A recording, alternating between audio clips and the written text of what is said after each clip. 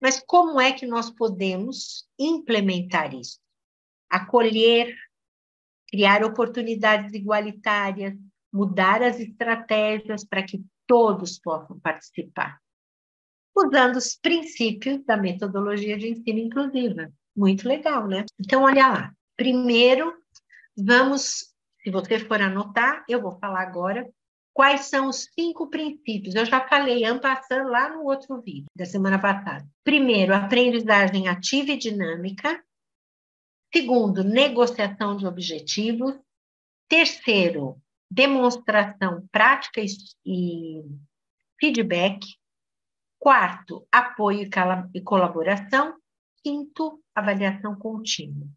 Cada um desses princípios tem elementos-chave que precisam ser implementados na prática pedagógica. Mas antes de eu ir para os princípios, eu tenho uma super surpresa para vocês. Vocês vão amar, eu tenho certeza. Eu separei aqui, vocês sabem que eu sou consultora da Unesco já há muito tempo, né? Desde a década de 90. Na verdade, também foi o professor Mel Wensel que criou oportunidades incríveis para mim. Então, veja lá. Aqui, primeiro esse aqui. Olha só. No fim da década de 80 para 90, antes da Declaração de Salamanca ser publicada, este material aqui, ó, ele foi produzido pela Unesco. Esse aqui já é o traduzido pelo Instituto de Inovação Educacional de Portugal, que foi onde eu fiz a minha primeira formação para trabalhar com este material. E este material tem este nome aqui, ó, Conjunto de Materiais para a Formação de Professores. Olha aqui que legal aqui, ó. Necessidades especiais na sala de aula, mas originalmente, eu vou falar sobre isso depois e também vou falar em outros vídeos, é necessidades educacionais, é a educação das necessidades especiais na sala de aula. Então, este material, ele traz os princípios da inclusão. Eu vou mostrar para vocês.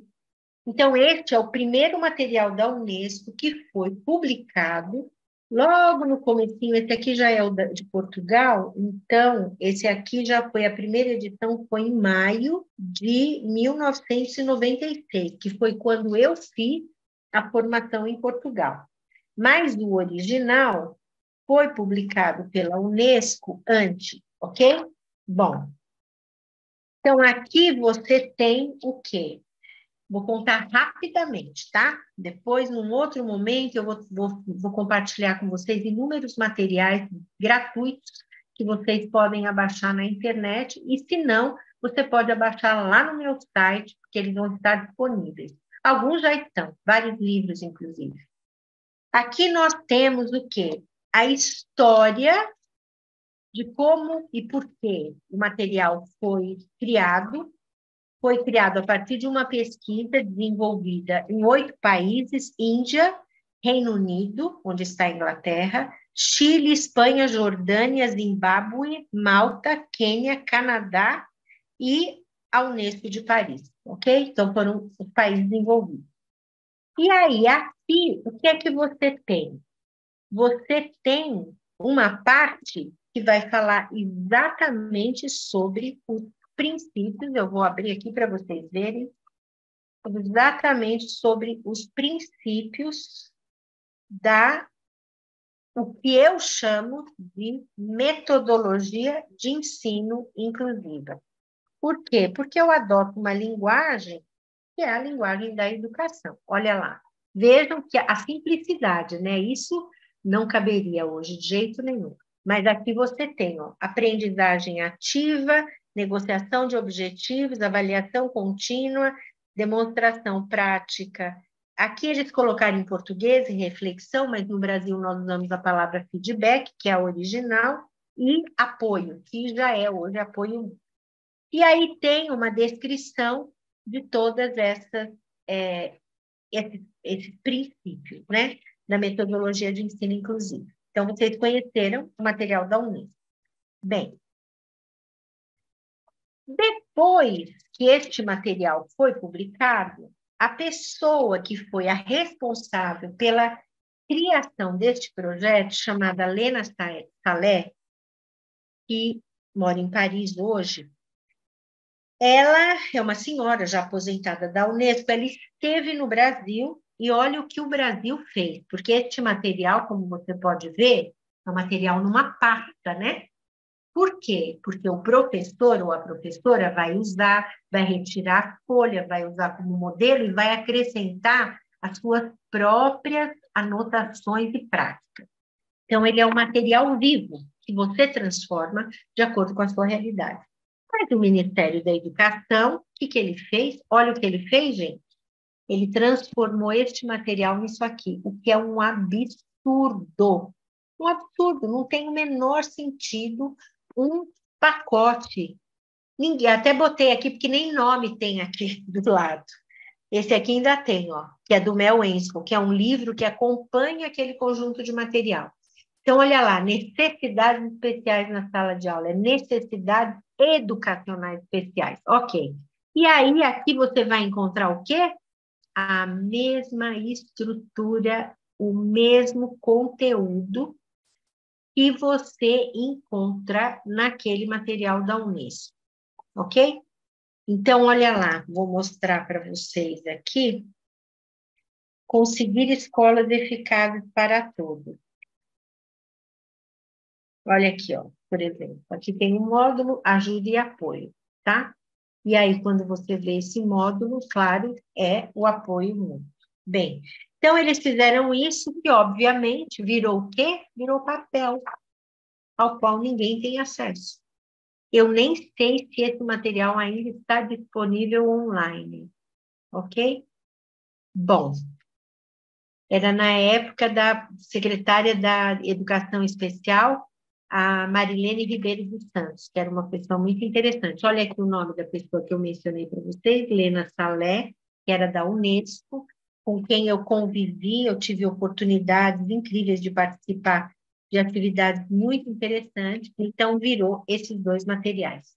Este livrinho aqui, ó, é muito legal. Eu vou arrumar uma forma de escanear e disponibilizar, porque ele não é mais publicado e ele é muito importante. Só que o governo, Secretaria de Educação Especial, colocou isso aqui, ó, Programa de Capacitação de Recursos Humanos do Ensino Especial, do Ensino Fundamental, e transformou isso aqui num material. Pergunta: vocês acham que houve uma aplicação? Não, não houve. Então, este material ele foi publicado, ele foi na época do presidente Fernando Henrique Cardoso, e ele foi publicado, eu nem sei se tem aqui, está aqui. Ele foi publicado, ó, em 1998, então foram 4 anos depois de Salamanca, tá? Da Declaração de Salamanca. Ok. Daí, somente em 2006, ou seja, 2005, na verdade, ou seja, 7 anos depois que foi publicado este material que você vai encontrar lá no meu site, www.linsferreira.net, na biblioteca. Por quê? Porque este material ele foi resultado de um outro momento do mesmo material, do primeiro, lembra, ó? Não se esqueça desse aqui, tá? Ele foi resultado da implantação de um projeto nos países do Mercosul, envolveu 5 países, 25 escolas no total, ou seja, 5 de cada país, e foi implantado, então, este projeto que acabou ganhando o nome de Educar na Diversidade. Bem, eu fui a pessoa do Brasil que implantou esse projeto em nível nacional, quando eu trabalhei na Secretaria de Educação Especial. Eu fiz a formação de em torno de 1.000 profissionais, vetores e professores da educação regular e da educação especial, pessoas envolvidas com a questão da pessoa com deficiência. E, antes de iniciar esse processo de formação, eu fiz a revisão técnica desse material e adaptei a linguagem e as histórias desse material para a nossa realidade brasileira. Tá? Então, aqui, ó, aqui é a história do projeto Mercosul, que já existia, eu só adaptei a linguagem, como aconteceu. Aí começa, e olha aqui, ó. Este é o mais importante para vocês, olha aqui, ó. Princípios orientadores da prática de ensino inclusivo, tá certo? Então, quando você chega aqui, você tem um monte de elementos super importantes, que é exatamente sobre o tema que eu vou conversar hoje. Você quer esse material? Vai lá no meu site e faz o download. Na biblioteca está lá disponível para você. Ok? Então, veja. Qual é a proposta da Unesco? A proposta da Unesco é sempre a mesma. Ó, aqui está o material da Unesco, é gratuito, é aberto a público em geral, você pode traduzir, você pode usar uma parte, você pode modificar, você pode transformar, enfim, você pode fazer o que você quiser. Este material, gente, é um dos melhores materiais que eu conheci até agora. Tem um outro, mas eu não vou falar dele hoje, que é sobre diferenciação curricular, que eu vou falar num outro momento, que ajuda os professores a mudarem as suas práticas pedagógicas. Eu estava falando ali da Regina Coelho, que estava aqui no Instagram, ela mudou radicalmente a prática pedagógica e a sala de aula dela ficou simplesmente maravilhosa. Deixa eu dar uma olhadinha aqui. Oi, Nazaré, boa noite, Rosa, Alessandra. Tudo bem com vocês? Aqui, minha gente, eu não consigo enxergar, mas não há de ser não. Bom, então vamos lá. Primeiro, quais são os princípios, né, orientadores da prática de ensino inclusiva ou da prática pedagógica inclusiva? Então, vamos lá. Primeiro, aprendizagem ativa, e eu acrescento a palavra dinâmica, e eu já vou explicar o porquê. Ativo significa a professora deixa de ser o centro da atenção na sala de aula. A professora deixa de ser aquela pessoa que é simplesmente responsável por tudo que acontece dentro da sala de aula. É a única pessoa que vai atender a cada estudante, ou seja, se você tem uma turma de 40 estudantes, o que vai acontecer com você? Você vai ficar exausta, você se acaba, vai ficar doente, inevitavelmente, porque são 40 pessoas que você tem que atender. Ah, não, professora, não são as 40 que chamam a atenção. Não, é verdade. Mas vamos dizer 50%, vamos dizer 30%. É muita gente para um período de aula curto. Então, quando nós falamos de aprendizagem ativa para a professora, né? Práticas docentes que propiciam uma aprendizagem ativa, nós estamos falando de dinamizar o movimento, a vida, a interação, o compartilhamento, o apoio, a colaboração dentro da sala de aula. Se você olhar para a sala de aula como um lugar que possui pessoas que representam recursos diferenciados, você vai se espantar com a quantidade de possibilidades de dinamização da sua prática pedagógica você vai ter. Então, vamos pensar no modelo tradicional. Lembra que eu estava falando dos princípios, né? Então, quais são os princípios orientadores do modelo tradicional de educação? É o que eu vivi, certamente muitos de vocês viveram. É uma sala de aula tradicional, uma criança ou um adulto, não importa, um atrás do outro. Todos têm que ficar quietos. Eu vou ver a parte de trás da cabeça do meu colega que está na frente. Meu colega vai ver do outro vai ver do outro, e assim vão 10 crianças, ou jovens ou adultos, um atrás do outro, e todos têm que prestar atenção na lousa, no giz, na professora, na fala, né? Antigamente, uma expressão até grosseira, que era cuspe e giz. né? Hoje não, hoje você tem uma possibilidade de dinamização, mesmo dessa aula tão chata, tão desconfortável, porque você não pode fazer nada, você não pode se mexer, você não pode conversar, você não pode fazer barulho, você tem que ficar quieto, você não pode perguntar, e se não entendeu e quer perguntar de novo, não pode. Então, o princípio orientador dessa prática é altamente repressor.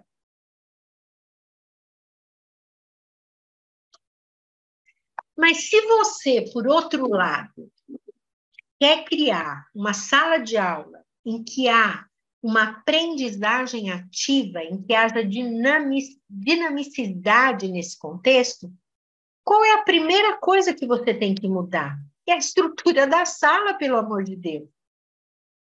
É simplesmente mudar a cara da sala de aula.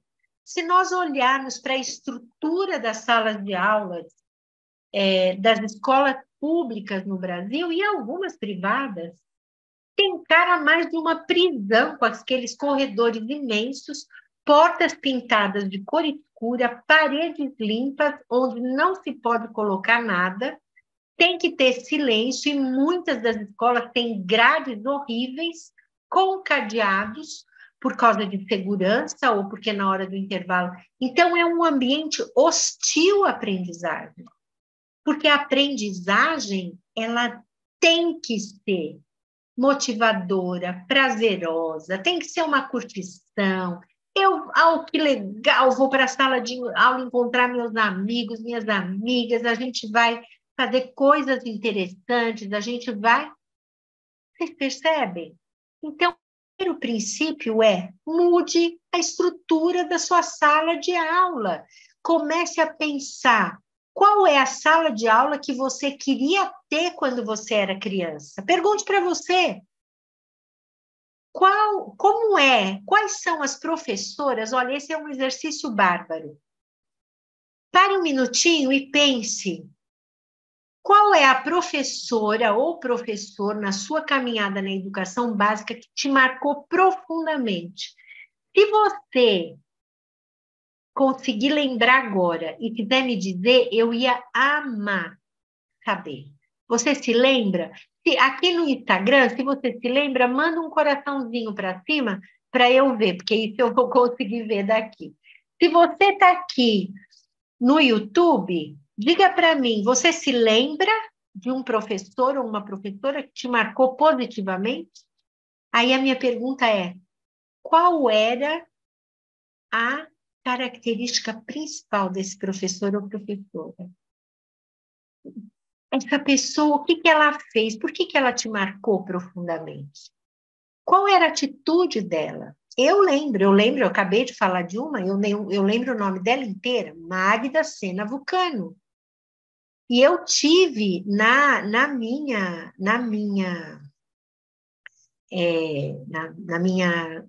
no ensino médio hoje, e também quando eu fazia na época, era o ginásio, né? Eu tive professores assim que eu me lembro em detalhes. Eu tive uma professora pela qual eu era apaixonada, chamada Miriam, de biologia. Eu tive um professor de física, de matemática, que era uma coisa, de geometria, que eu detestava, professor Negrão, que era show. Eu tive uma professora de inglês que coincidentemente se chamava Magda também. Nossa, foi fantástica. Então, quem foram as pessoas importantes para mim? Foram as pessoas que eram próximas da gente, que eram alegres, que traziam novidades para a sala de aula, que tornavam assuntos áridos, difíceis, num movimento comum de todo mundo, de curtir. Não tinha um problema, não tinha irritação, não reprimiam se a gente não conseguia entender. Então, eu estou aqui lembrando os professores, nós todos temos pessoas que foram fantásticas na nossa vida escolar.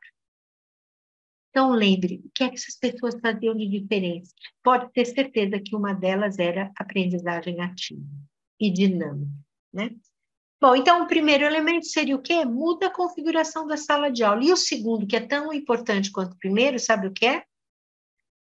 coloque os seus alunos para conversarem, trocarem experiências, se ajudarem, perguntarem um para os outros. A sala vai virar uma barulheira, não tem importância. A gente não pode ter medo de barulho, porque o barulho faz parte, porque nós estamos lidando com crianças e jovens, e muitas vezes adultos. Mas esse é um ambiente que é um ambiente agradável, prazeroso, e que as crianças, os jovens e os adultos vão curtir, particularmente porque eles sabem, eu posso falar com o meu colega e tirar uma dúvida, eu não tenho que falar com a professora, né? Alguém escreveu aqui, a Rosa, a live vai ser editada e postada no canal da Educação Inclusiva? Jacira, sim, com certeza. Não tem importância, ela vai ficar aqui nesse canal, aí eu vou fazer o download, como eu estou fazendo com a primeira live, né? Aí eu vou fazer o download, vou fazer essa edição, que é tirar essa parte do começo, tal, não da minha fala, né? Mas essa parte longa do começo, que só fica uma imagem e tal, e depois vocês vão ter acesso lá. Como você faz para acessar o canal Educação Inclusiva? Você entre aqui nesse canal, no canal, ou no meu Instagram, lá tá escrito, ou então você entra aqui no canal Science Academy, e eu vou deixar na descrição dos vídeos, porque daí você só copia e cola e vai estar lá, tá bom? Então, veja, já sacou a aprendizagem ativa e dinâmica, e eu citei 2 elementos cruciais: mudar a configuração da sala de aula, criar um ambiente dinâmico de interação entre os seus alunos e, claro, com a sua participação. Segundo princípio da prática de ensino inclusiva. Lembra que eu falei? Negociação de objetivos. O que significa isso dentro do âmbito da educação inclusiva? Significa que você faz o seu planejamento de aula, você apresenta o seu planejamento de aula para as crianças, não vai deixar ninguém sem saber de onde você está partindo, para onde você está indo, qual é o seu objetivo, o que você espera deles. Então, você tem que começar compartilhando o que você planejou para aquela aula daquele dia. E aí você vai dizer o seguinte: você vai pensar formas a partir das quais as crianças podem contribuir para a estrutura da sala de aula, para a estrutura da aula, para o que vai acontecer durante a aula. Então, vou dar um exemplo aqui.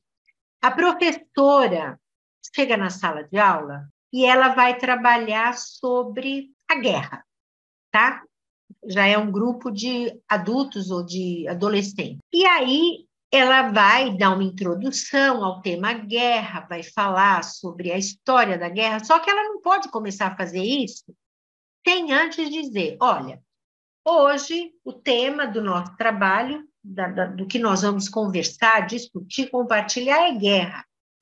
Então, e o que eu quero é que vocês saiam daqui com uma clareza dos prejuízos, meu objetivo de aula, dos prejuízos que a guerra traz para a população mundial, e, em particular, para os países que estão em conflito armado.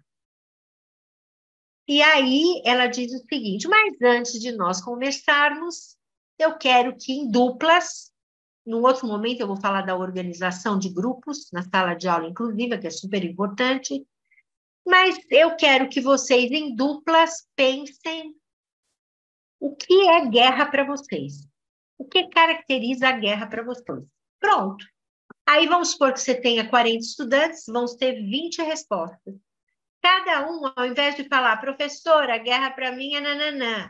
Professora, a guerra para mim é nananã. Para nós, né? Porque são 2, dupla.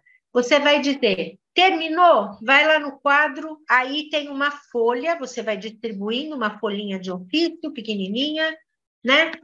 Colorida, se for possível, a canetinha diz, tá aí, você escreve o que é a guerra, vai lá no quadro e gruda isso, e faz um mural com todas as respostas, com as 20 respostas. Pede para escrever em letras grandes, né, se for possível e tal. Ok. E você vai convidar, ou vai deixar se voluntariar, tudo isso, então, é negociação, você está negociando. 5 estudantes, ou 6, 3 rapazes, 3 moças, vão manter equidade de gênero, E aí você vai dizer, então, vocês são voluntários, legal, vão lá naquele quadro e reorganizem aquele quadro. Coloquem as respostas em colunas onde elas são equivalentes. E as que não forem, vocês coloquem do lado de fora das colunas. Pronto.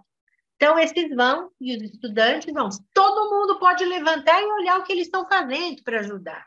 Olha que sala dinâmica. Tem que ficar na sala sentada assim, ó, quieto, esperando os colegas fazerem isso. Não, gente, vamos lá, todo mundo para a lousa, todo mundo vai ajudar os colegas a colocarem. Deixa as pessoas colocarem. Achem uma dinâmica para fazer isso, você pode dizer para eles. Quem é que vai ler? Quem é que vai decidir aonde vai ser colocado? Enfim.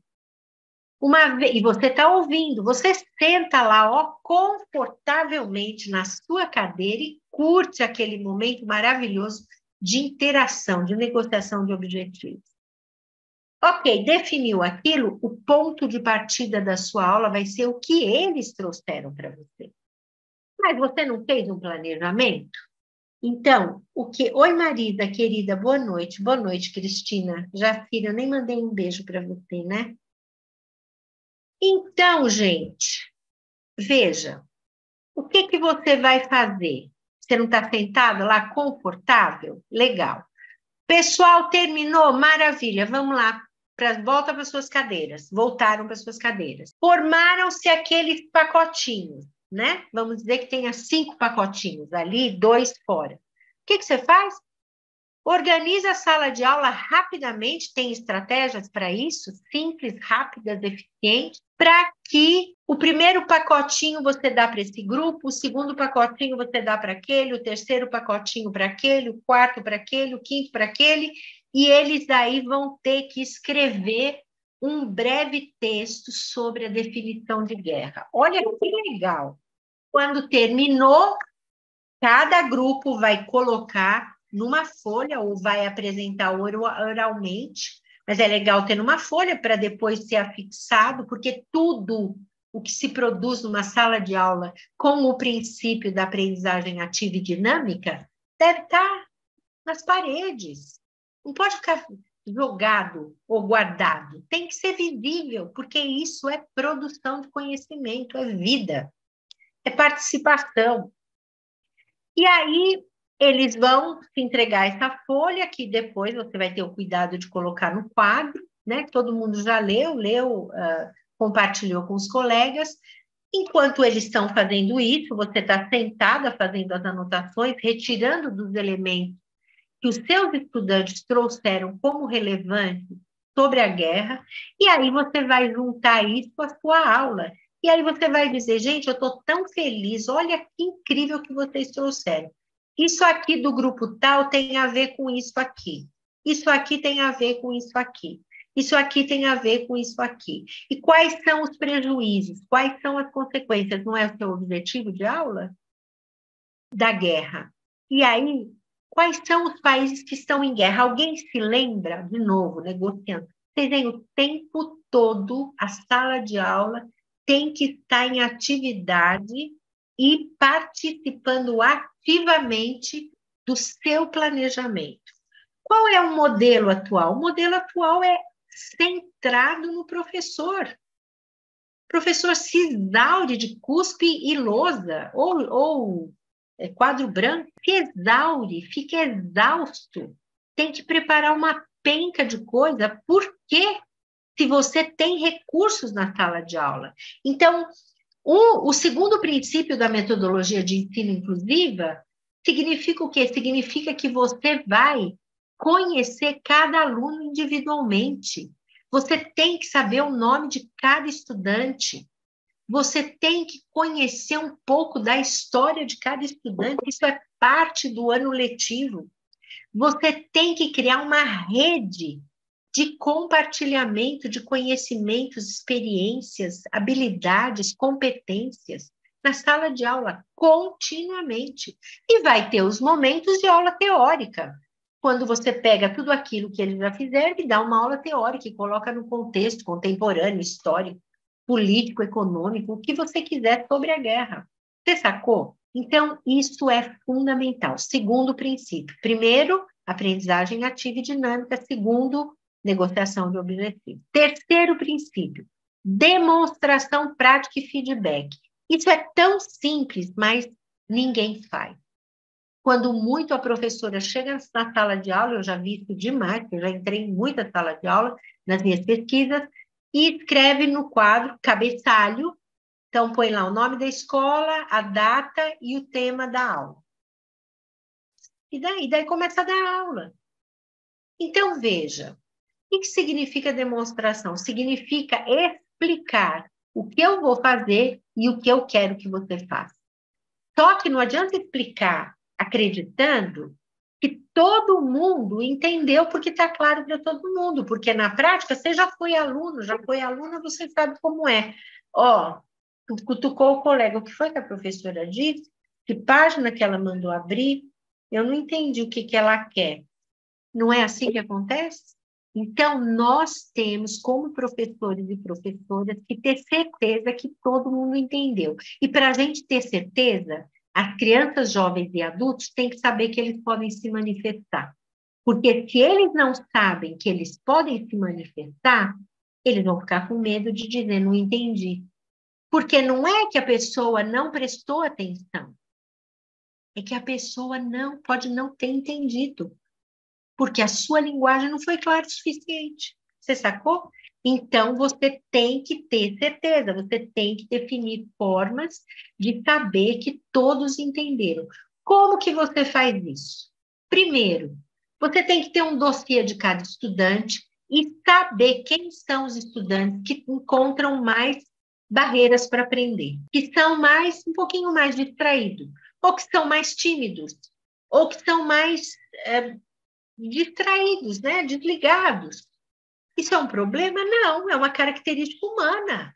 Não tem problema. Cada um é de um jeito. Eu sou assim, eu sou ariana, eu começo a dar aula, eu me aqueço. Eu faço meditação e eu queria ser capaz de dar uma aula com uma voz assim, olha, tranquila, sorrir o tempo todo e falar assim com essa amorosidade linda.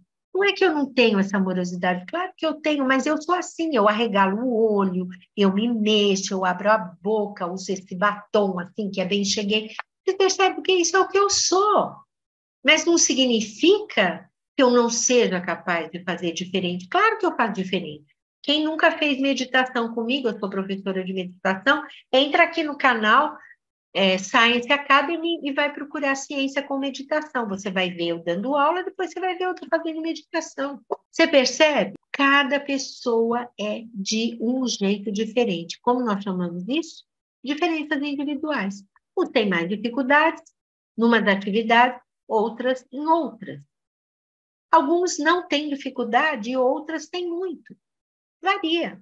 Então, você tem que deixar claro o que você quer e demonstrar, não é só falar. Demonstrar e ter certeza, principalmente para aqueles alunos e alunas que têm um pouco mais de dificuldade, você tem que ter certeza que eles entenderam o que você quer, tá certo? Ok. De forma que ninguém vai ficar batendo, né? Maravilha.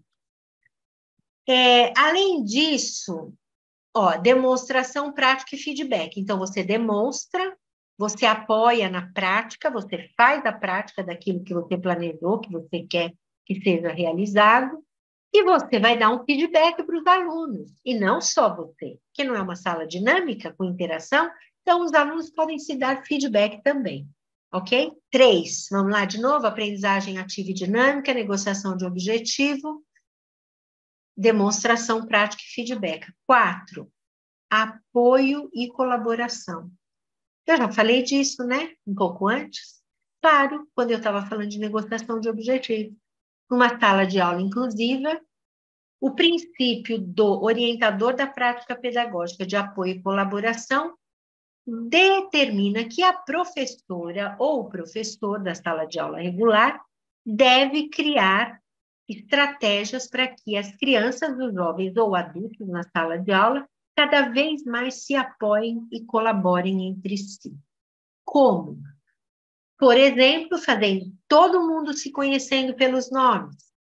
Por exemplo, criando um momento na aula, na sala de aula, no início do ano, principalmente, com atividades lúdicas, jogos para crianças, jogos para adultos, interações, para que as pessoas possam se conhecer um pouco dos interesses, dos hobbies, do que a pessoa gosta, do que a pessoa não gosta, enfim, um pouco das suas histórias,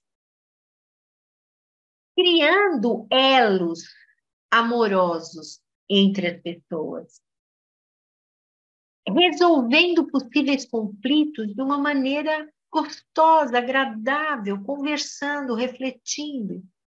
Por que que há tanta animosidade, hostilidade nas escolas, nas salas de aula? Pessoas contra pessoas. Porque a escola lava as mãos, em geral, porque não sabe lidar com aquilo, por isso que a gente tem esse projeto lindo que se chama Educar para a Paz, né? Educação para a Paz. E fica difícil lidar, porque aquela professora lá do século passado, que está super sobrecarregada com resolver tudo, com controlar tudo, com preparar tudo, com fazer tudo, como que ela vai ter ainda tempo para cuidar de conflito? Não é com ela, tem que ser lá com a coordenadora pedagógica, com a psicóloga da escola, quando tiver, enfim.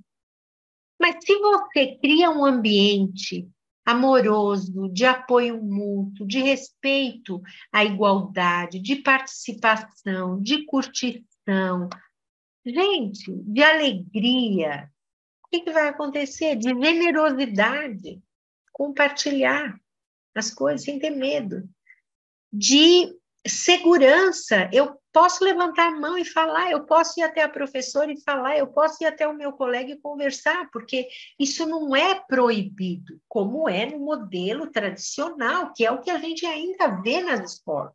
Repressor, desagradável, deixa todo mundo tenso.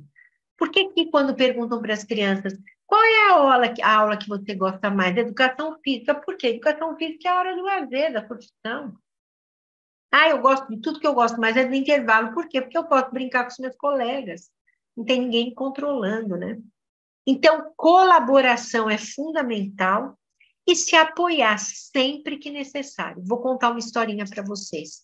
Quando eu estava fazendo um projeto, era um projeto aplicando o material de diferenciação curricular no município de São Paulo, envolveu 10 escolas, e de cada escola, 2 pessoas, foram 3, gestores e professores, e enfim. E eu sei que eu fui, num determinado dia, numa sala de aula, e os grupos estavam trabalhando e tal, e estavam pesquisando, mexendo em dicionário, e tinha um garoto que ele era muito rápido.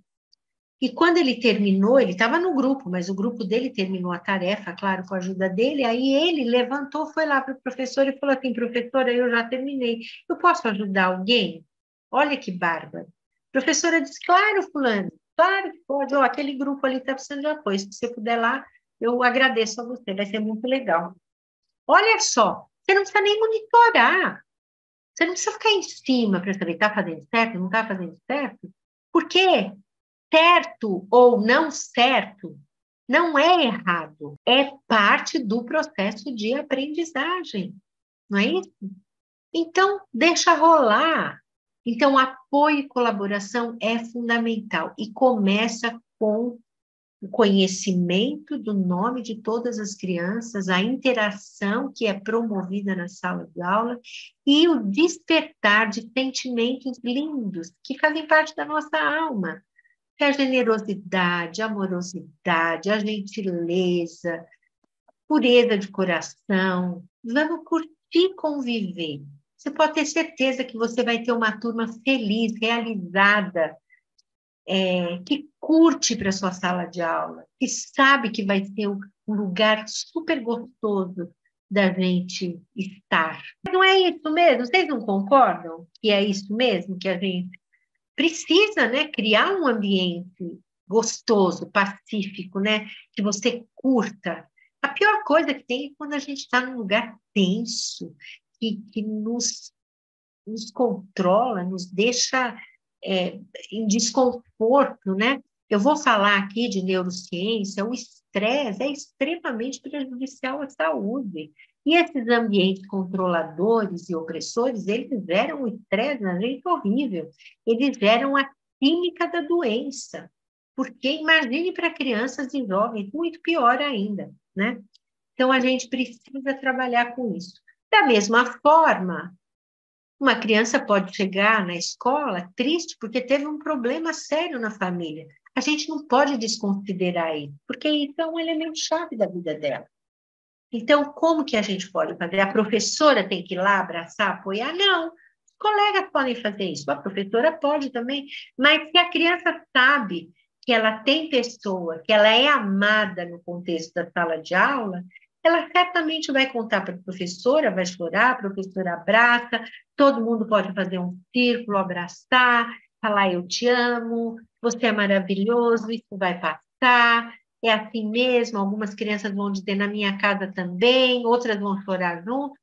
Mas por que que a gente tem que ignorar aquela vida? A gente não precisa ignorar aquilo. Ignorar aquilo é ignorar o que há da nossa essência como seres humanos e como espíritos também, né? Bom, e qual que é o quinto princípio? O quinto princípio é avaliação contínua. Não faz diferença a ordem, tá?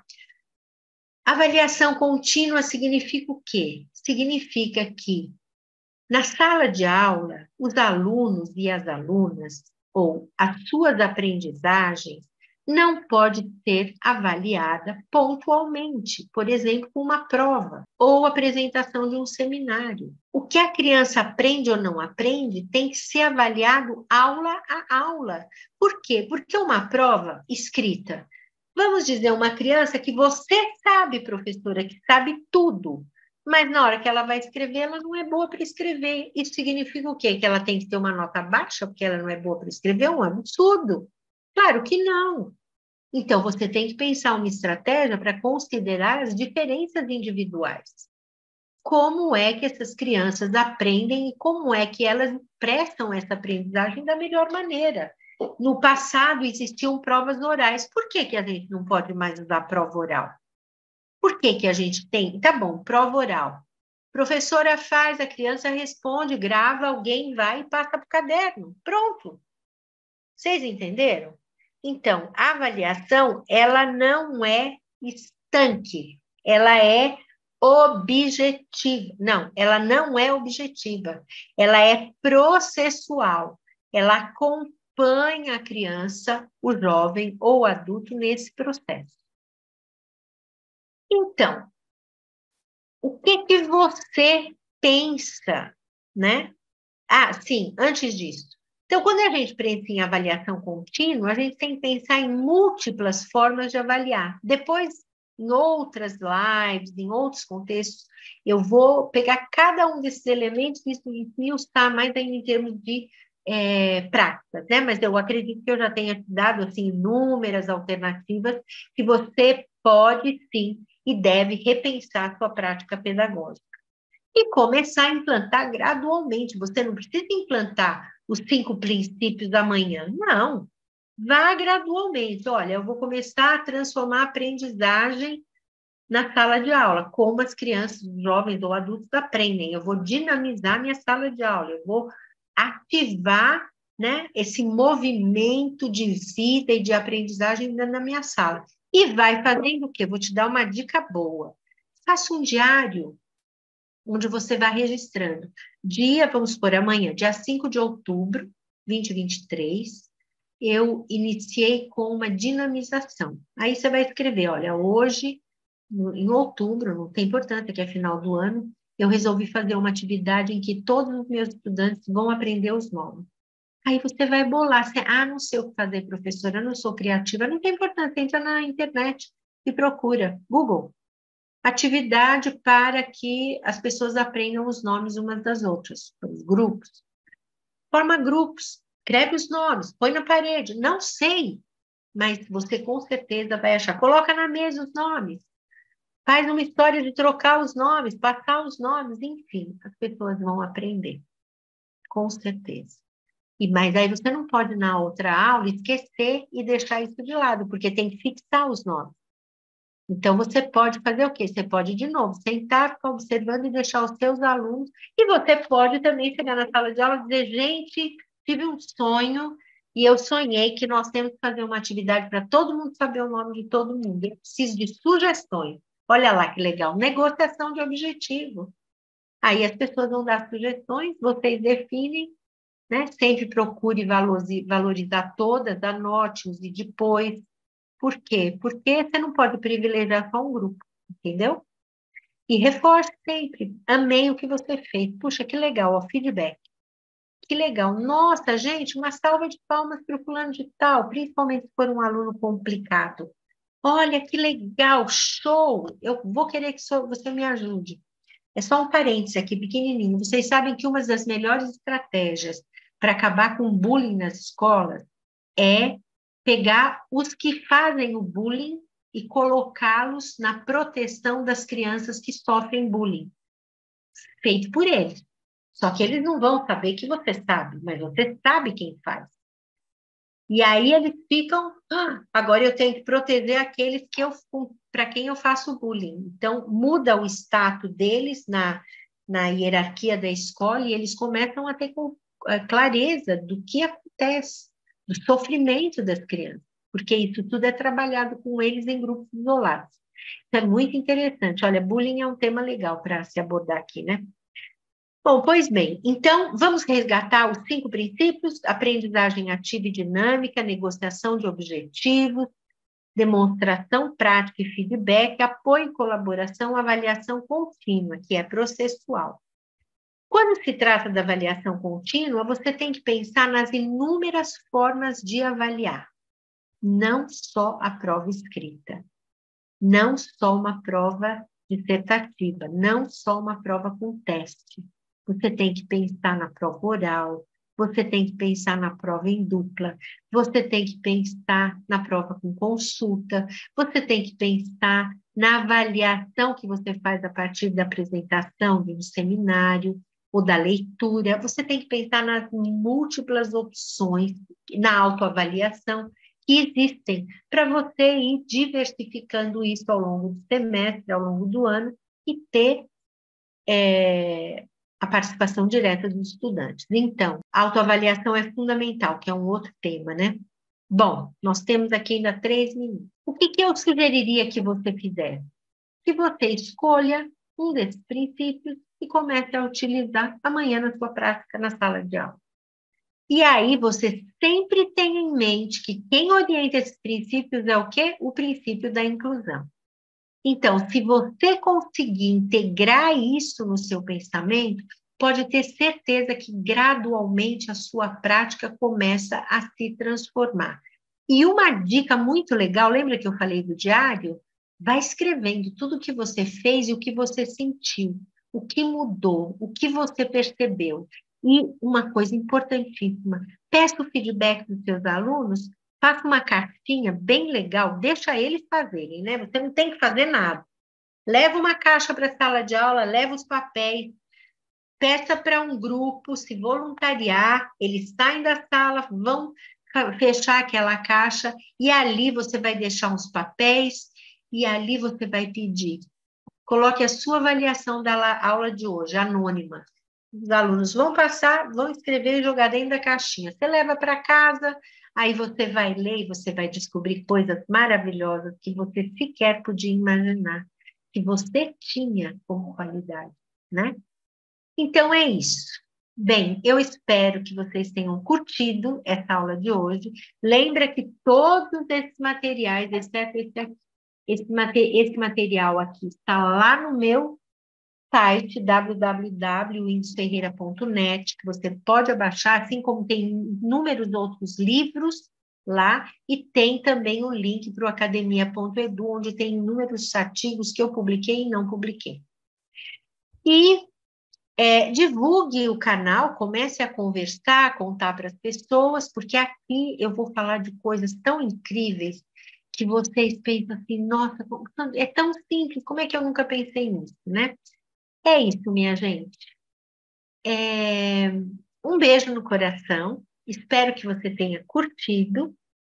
Namastê. E eu queria que você deixasse aqui embaixo nos comentários do vídeo, aqui no YouTube, eu queria que você deixasse um comentário para mim dizendo um feedback, né? Vamos treinar.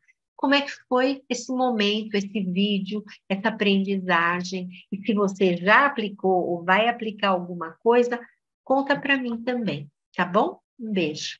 Até quarta-feira, às 7:30 da noite.